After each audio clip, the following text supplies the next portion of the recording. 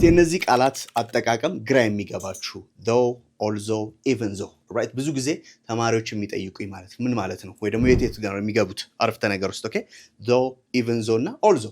so ሁሉም ትርጉማቸው አንድ አይነት ነው ምንም እንኳን የሚል ነው የሚያመጡት ምንም እንኳን የሆነ ነገር ቢሆንም እንደዚህ ሆነ አይነት ነገር ነው so በኤግዛምፕል እናየዋለን መቼ ነው ልዩነታቸው ወይም ደግሞ የሚለያዩት መቼ ነው though የሚለውን ወይም ደግሞ ዞ የሚለውን ቃል ስትጠቀሙ ሶስት ቦታ ትጠቀሙታላችሁ ያረፍተ ነገሩ መጀመሪያ ያረፍተ ነገሩ መሃል ላይና ያረፍተ ነገሩ መጨረሻ ላይ መጠቀም ይቻላል ለምሳሌ እቺን በቀላል ኤግዛምፕል እንያዝ እስቲ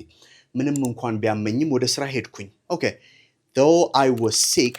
I went to work it መጀመሪያ ላይ ነው የገባው though I was sick I went to work okay ሁለተኛው ደግሞ I was sick ወይም ደግሞ I went to work okay I went to work though I was sick though I was sick ትሉታላችሁ I went to work though I was sick ስለዚህ ወደ ስራ ሄድኩኝ ነው ሌላኛው ደግሞ I went to work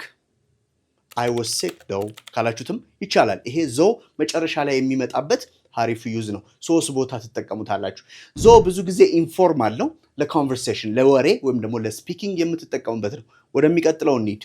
the also okay also ደግሞ ምንድነው የምንለው እሱ መጀመሪያ ላይና መሃል ላይ ብቻ ነው የሚመጣው መጨረሻ ላይ ሊመጣ አይችልም okay ስለዚህ ምን ታረጋላችሁ ልክ እንደቀድሙ የቀድሙን አረፍተ ነገር ይዩት ምን ይላል ምንም እንኳን ቢያመኝም ወደ ስራ ሄጄ ነበር ወይም ደግሞ ሄጃለሁ also I was sick I went to work and at the same time I went to work although I was sick የሚለው መጠቀም ይችላል the same thing is true even though ላይ እንደዛው መጀመሪያና መጨረሻ ነው የምትጠቀሙት ግን ኒውትራል ነው ይባላል ለስፒኪንግም ለራይቲንግም ለፈለጋችሁት ነገር መጠቀም ይቻላል even though ማለት ነው ስለዚህ ምንም በለው ምንም እንኳን ቢያመኝም ስራ ሄድኩ አሁንም ራሱ ነው ኤግዛምፕል ነው የምንጠቀመው even though I was sick I went to work ትላላችሁ ወይም ደግሞ ታመጡትና ከፊት ለፊት I went to work even though I was sick የሚለውን ነገር መጠቀም ይቻላል እናንተ ጋር የሚኖረው ወይም ደግሞ ለእናንተ የሚሰጣችሁ አሳይመንት ሶስቱን የምትጠቀሙበት ማለት ነው though also እና even though የምትጠቀሙበት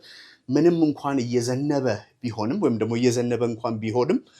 ወክ ልናረግ ወጣን የሚል አረፍተ ነገር ዞን even zone እና all zone ተጠቅማችሁ ኮሜንት ሴክሽን ላይ አስቀምጡልኝ we'll see that one and check አደርግላችኋለሁ ማለት ነው thank you we'll see you next time bye